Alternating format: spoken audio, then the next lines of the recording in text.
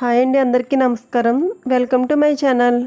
ఈరోజు వీడియోలో మిరియాల బాదం పాలను సింపుల్గా టేస్టీగా హెల్తీగా ఎలా తయారు చేసుకోవాలో ఈ వీడియోలో చూద్దాం.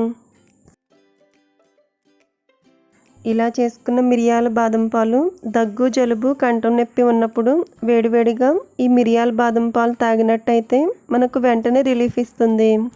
ఇప్పుడు సింపుల్గా మిరియాల బాదం పాలు ఎలా తయారు చేసుకోవాలో ఆ ప్రాసెస్ చూసేద్దాం.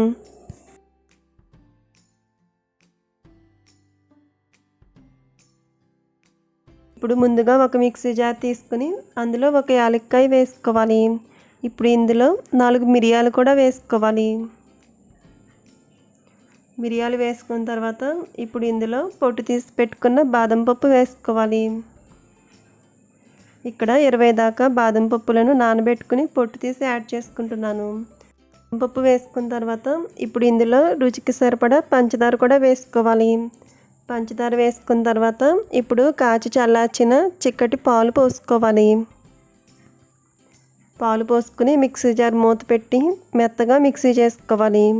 ఇక్కడ చూపిస్తున్న విధంగా ఇలా బాదం పేస్ట్ను మిక్సీ చేసుకుని పక్కన పెట్టుకోవాలి.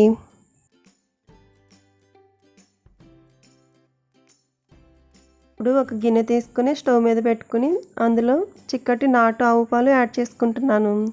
చిక్కటి పాలతో ఈ బాదం పాలు చేసుకున్నట్టయితే చాలా టేస్ట్గా ఉంటుంది. ఈ పాలను బాగా మరిగించుకోవాలి. ఇలా పాలు మరిగిన తర్వాత ఇప్పుడు మేగడను ఈ విధంగా గరిటెతో కదుపుకుంటూ మరిగించుకోవాలి. ఈ విధంగా పాలను సన్నని మంట మీద మరిగించుకున్న తర్వాత ఇప్పుడు ముందుగా మనం మిక్సీ చేసి పెట్టుకున్న బాదం పేస్ట్ను ఇందులో పోసుకోవాలి. పెట్టుకున్న బాదం పేస్ట్ పోసుకున్న తర్వాత ఇప్పుడు ఒకసారి గరిటెతో అంతా కూడా కలిసేటట్టు బాగా కలుపుకోవాలి. కలుపుకున్న తర్వాత ఇప్పుడు బాదం పాలలో పంచదార సరిపోయిందో లేదో తీపి చెక్ చేసుకుని కొద్దిగా పంచదార యాడ్ చేసుకోవాలి.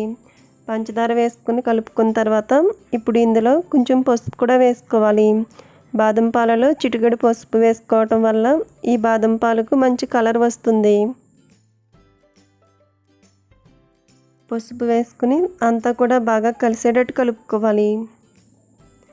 ఈ విధంగా బాగా కలుపుకొని ఇప్పుడు ఒక పొంగు వచ్చే వరకు మరిగించుకుని స్టవ్ ఆఫ్ చేసుకోవాలి. బాగా మరిగించుకున్న బాదం పాలను ఇప్పుడు స్ట్రైనర్లో వేసుకుని వడకట్టుకుని ఇప్పుడు గ్లాసెస్లోకి తీసుకుందాం. ఇలా వడకట్టుకోవటం వల్ల మిరియాలు, యాలకులలో ఉన్న వేస్ట్ ఏదైనా ఉంటే కూడా చిక్కంలోకి వచ్చేస్తుంది. ఈ విధంగా వడకట్టుకున్న తర్వాత బాదం పాలను మనం వేడివేడిగా సర్వ్ చేసినట్టయితే చాలా అంటే చాలా టేస్ట్గా ఉంటుంది.